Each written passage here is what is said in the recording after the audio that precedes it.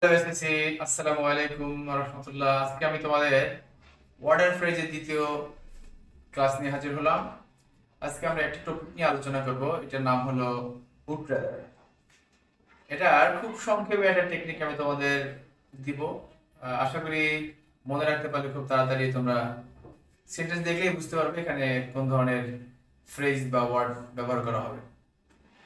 দেখো, would rather এর বাংলা হলো বরং, অর্থাৎ দুইটি কাজের মধ্যে যে কাজটি অধিকতর পছন্দনীয় আমরা সেই ক্ষেত্রে উড রাদার ব্যবহার করি। আর মনে রাখার সহজ ট্রিকটা আমি একটু পর বলতেছি, একটা এক্সাম্পল দিয়ে আমরা দেখি। To tell a lie is a great sin. এটা তো আমরা জানি যে মিথ্যা কথা বলা একটা মহাপাপ। We would rather die then tell a লাই। আমরা মরে যাব, বরং মিথ্যা কথা বলবো না।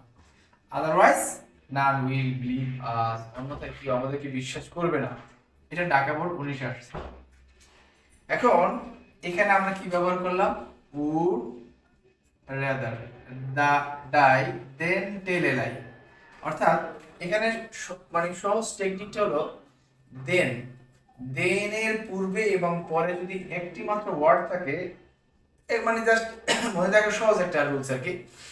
দেনের আগে এবং পরে যদি একটি মাত্র ওয়ার্ড থাকে, হ্যাঁ, বা দেন টেল এ লাই একাধিক, অর্থাৎ এখানে দুইটা ওয়ার্ড যদি থাকে তাহলে সেখানে আমরা উড রাদার ব্যবহার করি।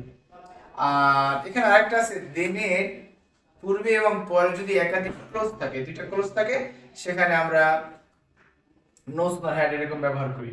যাই হোক, আজকে আমরা ওদিকে যাচ্ছি না। যেমন আই উড রাদার ডাই দেন বেগ। এই ডাই একটা শব্দ, বেগ একটা শব্দ। আমি বরং মরবো তবুও ভিক্ষা করবো না। I would rather football than cricket.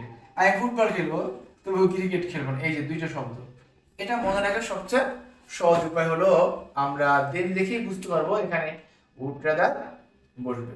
আশা করি সবাই বুঝতে পারছো। আর কিছু এক্সাম্পল অনুশীলন করো, ইনশাল্লাহ পেরে যাবে। আল্লাহ হাফেজ।